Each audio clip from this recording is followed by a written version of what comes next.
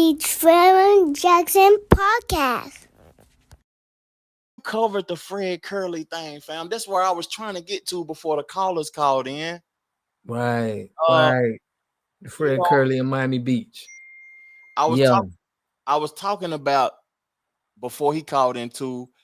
I was raised in a single parent household. You was raised in a two parent household. I was talking about how I had to learn how to control my feelings and emotions and all of that. And I was trying to lead it to this point to, you know, police interactions in our community and how we can learn from each other and learn how to react when we enter into interaction with the police. And this is I may be wrong in my take, and some people can educate me in my take, but I want to know what people thoughts is about this interaction. I'm gonna play Fred Curley's first, and then we're gonna get the Ice T's. So which one you want me to play first, fam? Uh could play Curly's. Curly's was more dramatic, was more had more, funkin'. I mean, Ice T was just him running his mouth. You know what I'm saying? Okay, let's get to it then. That's the moment an Olympic medalist was tased by Miami Beach officers. Stop! It's sprinter Fred Kerley, who recently took home the bronze during the 2024 Games in Paris and won silver in the 2020 Tokyo Olympics. The department releasing this body cam footage from the Thursday night incident in the 100 block of 9th Street. You can see the 29-year-old speaking to officers who allege the athlete approached in an aggressive demeanor over concerns about his vehicle. Kerley, said to have been told to go around, continued to argue with officers. An officer ultimately raising his right arm to create distance when this moment erupts into chaos. Multiple officers eventually get him to the ground. An officer seen hitting the 29-year-old multiple times as he appears to resist arrest, ultimately tasing the Olympian. Stop! Stand up! Mr. Kerley is present. Kerley was eventually arrested, appearing in bond court Friday afternoon, charged with battery on an officer, resisting arrest, and disorderly conduct. Now, I know that area he was at, right? Okay. Me and my friends got in a lot of trouble in that area. That area is not, it's very, I can say they don't like black people over to that area. And if you from where we from, we don't even go over there anymore. It used to be a big thing with Memorial Weekend where we used to go hang out on Miami Beach. But now, just the pressure the police is giving, people who really from South Florida, that's not even the spots that they go to. That's more of a tourist where all of the tourists go where you're not from South Florida. You get what I'm saying? So it's definitely racist out there as far as the police, Us being from the South, we have experienced a lot of racism with the police. I don't know where the brother Curley is from though, but arguing and combating with the police is not a winning game, man. Like I'm starting to get to the point where I don't understand it no more. I know the police are wrong in how they react, but I just don't understand the combativeness, fam, and the arguing no more. I don't understand it no more. Why we do that? Is it from past history? Is it from trauma? Is it from, you know what I'm saying, rejection to authority? Or what is, why do we always have to combat? Fam, I feel like some of our guys just feel like, they already don't like the police.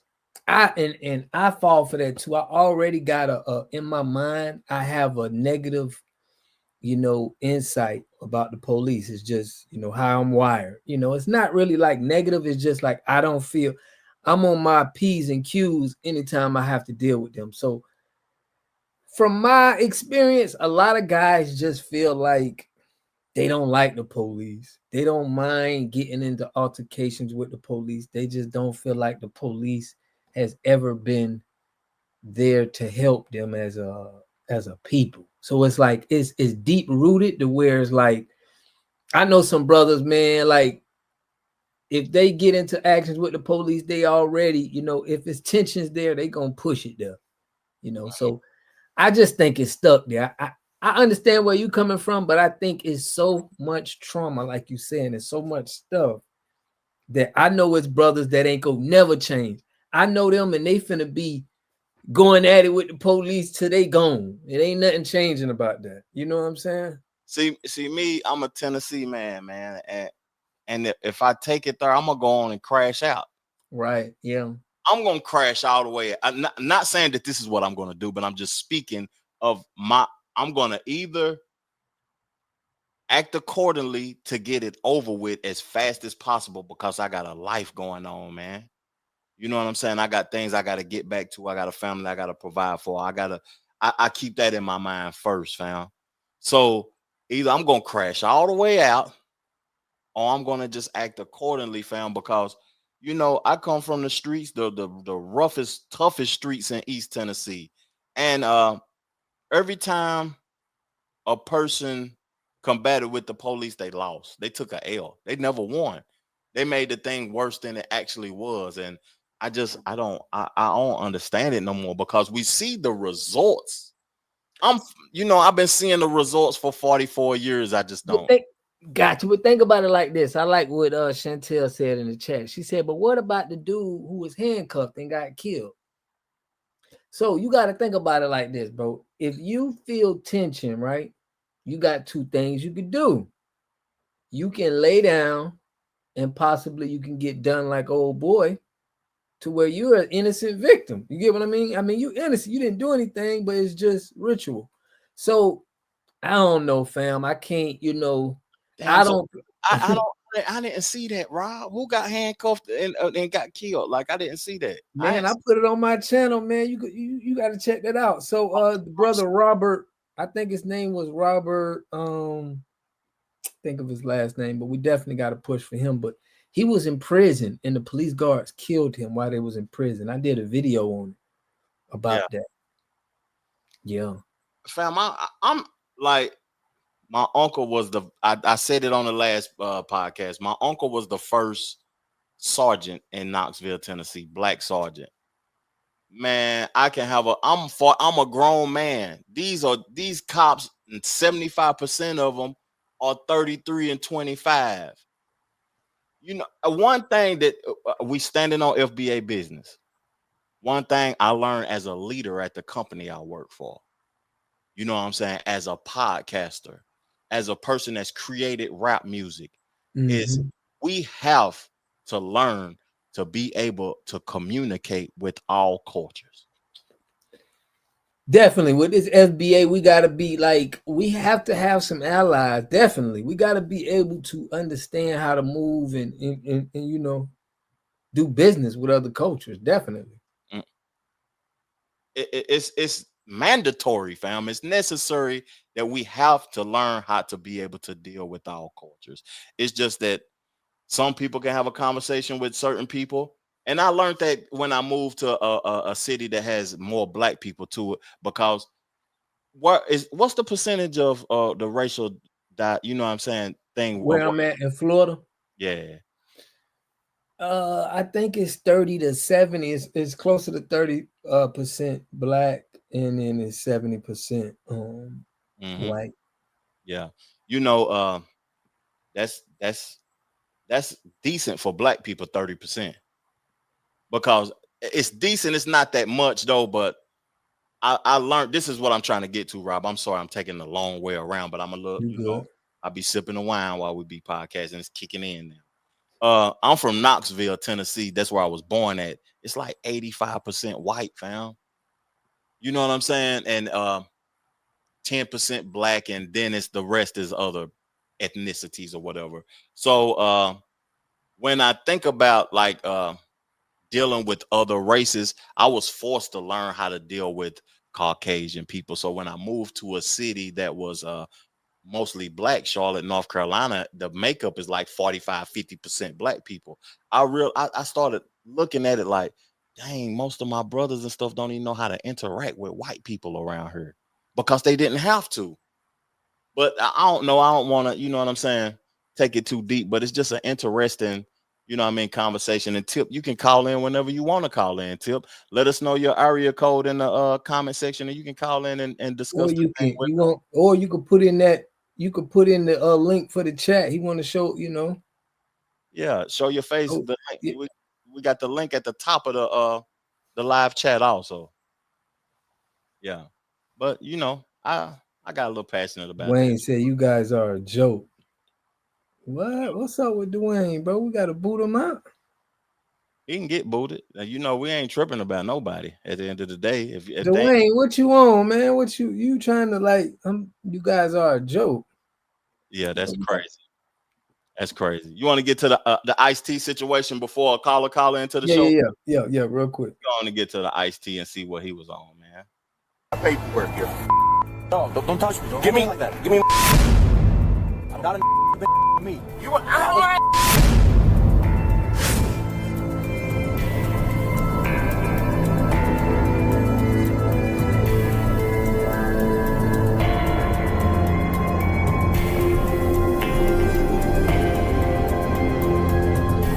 Take it to jail. Okay, can I park the car here and walk to the DMV? I'm going to tow your vehicle. No, you're not. You're not going to tow my vehicle. Let me park my car right here. You're not going to move your car, sir. You give me the keys right now, and I'm going to tow your vehicle. You try to be more respectful with me, I'm going to respect you the same way. Well, then let me. You see, I'm going to. No, you're not going to tell me what to do. I'm going to tell you what to do. So give me your keys right now. You're going to go that route. I asked you, can I park my car? I said not. Give me your keys, sir. If I'm not under arrest, then I'm getting out of my car.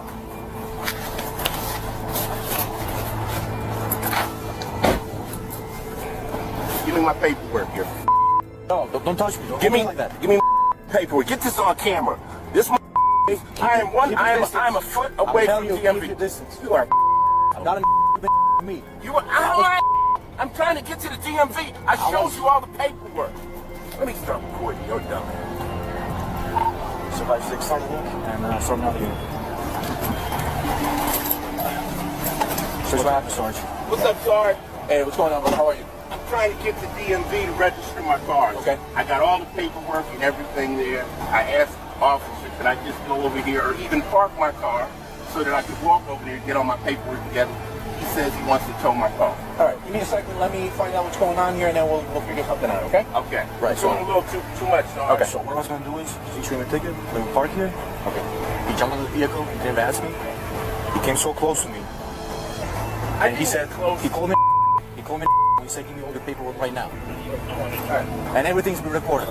And your vehicle's been sold. And you're using a ticket.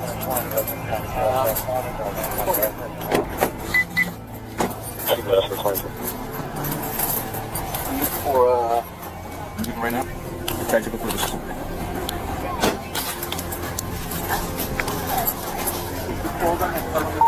I did, yeah, I did. Okay. So I know he's gonna come with me, or okay. So they know that you're not going to get the toll and that you're going to... Yeah, I'm 11 right now. Yeah, I'm sorry, I didn't mean to fool you, but everything's being recorded on the body cameras, so... Okay. So, as far as Sergeant, we're not gonna tow your vehicle. You're receiving summonses. These are keys. These are paperwork, driver's license, everything you gave me. You're receiving a ticket for no front plates. What's all the other paperwork? It's in there. Everything you gave me. It's in the vehicle.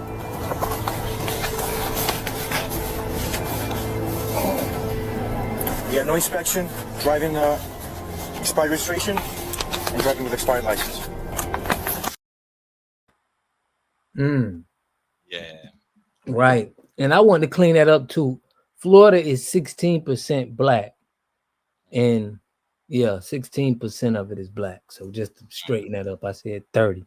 That's only in the town that I was from in. That's 30 to 70. So Okay. That's what I thought you was talking about, the town. I thought it was okay. Yeah. talking about the state, because I know the state ain't 30. I'm in a town in North Carolina that's like 45, 49 in Charlotte, but North Carolina is not in the 20s. You know what I'm saying? I don't know. I got to do my research. Right. But let's talk about that though, fam. What do you think? How did Ice-T handle that? Or because he's an older gentleman. I know Fred Kerley was a young man, but Ice-T is an older gentleman and he got a little disgruntled. Yeah, I think it's the street guys. You know, me coming up, you know, we both was in the street, so we understand that when you in the streets, it's kind of like the police is the ops, really, you know. So you already in the mentality is like, hey man, y'all are the enemy, y'all going against me, and you already had that attitude towards them, whatever you come up to, you know. Yeah, that's what's up. We got a caller calling in, and I want to bring him on into the show, man. We appreciate you for calling in. This Water Guy TV and Trevor Jackson TV. What's popping, fam? Where you calling from, and what's your name, my brother? Yeah. I'm in Greensboro, North Carolina. Salute. Not too far from my man with the head on. Salute, homie. But yeah, like for the most part, you know what I mean? I'm new to y'all podcast and shit, but ain't too much like he really hit me wrong other than like the jump my man was saying about like the police and our reaction. Like, Educate us. Give us some game on that, though, fam. I'm just saying, oppression make a wise man mad.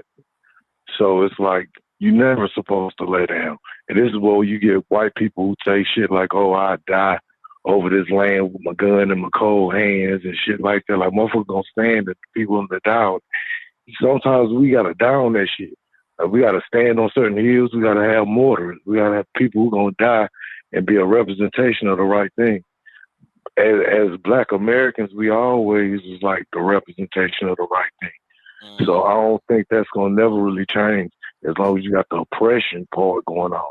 So if you can't fix the oppression part with the police going on, because we can see, like I just said in the chat, I work in Asheville in the mountains with the whole hurricane and all that. Salute. So you see, like, you know, a lot of them up there happy to get help up there. But then you get up in the deep mountains, I'm out there moving. I'm moving a power pole probably 3-4 footballs length away from a man's house. I hear a shotgun shot go off. We thinking it's like somebody just hunting. Come back out there a couple of days later, the other guys who was out there, I was working with the AT&T guys, like, yeah, you know, they were shooting at us. We had to call the police. God dang, the police had to escort us up there. They talked to them for a second, and then we left. Yeah. Like, you think that's the situation with us? We know it's not. So unless we're going to talk about the way situations are handled, the way, like, my 16-year-old son would be demonized on the news when another 16-year-old, whatever race, would be looked at about his background and how good of a kid he is, things of that. Like, if we're not going to talk about the real fixing of the issues, then and just look at ourselves that's reacting to the oppression, then we in the wrong topic. And I want people that's with me on the fight. Like, I might be the one to die standing on the right heel. I don't want my man with the head on saying, oh, yeah, even though we know the police ain't had no right to bother that man, he shouldn't have reacted. No, because you don't say that when the European react. You don't say that when the Chinese man cuss him out and say, get the fuck off my property. Can I stop you for a second? I ain't trying to combat what you're saying, fam, and I want to learn from you, first of all. So Ice-T not having a bad driver's license and his tags out of date wasn't a reason to be stopped. Or the buddy, you know, if you gonna react, they gonna react, fam. If you in the wrong, you got to stand down. That's how I feel. I might be wrong, but if I'm in the wrong and I ain't gonna stand down, I'm gonna crash out. That's basically all I was saying. But like what I'm saying is, I'm not saying be a dummy. Like I just said, I'm a 17-year-old son. So of course I'm not gonna tell my son to try to ignite a situation. Right. But at the same time, you have something called 10 toes that we all as men talk about. We respect, like we stand on. So you can't be in a situation where you're not wrong and can't stand on certain principles. You get what I'm saying? If you're gonna lay down, if you're gonna lay down in all these situations because, hey, I know they got the power, then where would we be at today? Exactly. You know how many buildings got burnt up in the civil rights for us to get the little rights that we got today?